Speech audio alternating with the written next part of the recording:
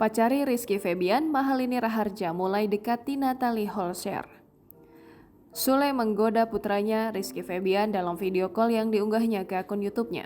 Dalam video tersebut, Sule menyebut bahwa saat ini serial Layangan Putus sudah tak lagi viral, lantaran digantikan dengan isu kedekatan putranya dengan Mahalini. Tak main-main, pelantun melawan restu tersebut bahkan disebut sudah memfollow akun Instagram milik ibu sambung Rizky Febian. Bahkan, Natalie Holscher sempat memperlihatkan telepon genggamnya ke arah putra sambungnya. Hal itu langsung membuat Sule semakin gencar menggoda putra sulungnya. Bahkan, Natalie sempat mempertanyakan pada Iki kapan Mahalini bisa bertemu dengannya.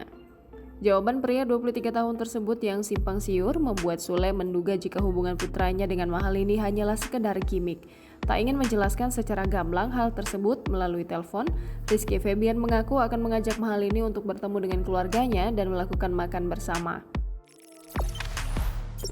Jangan lupa subscribe, share, komen, dan like ya!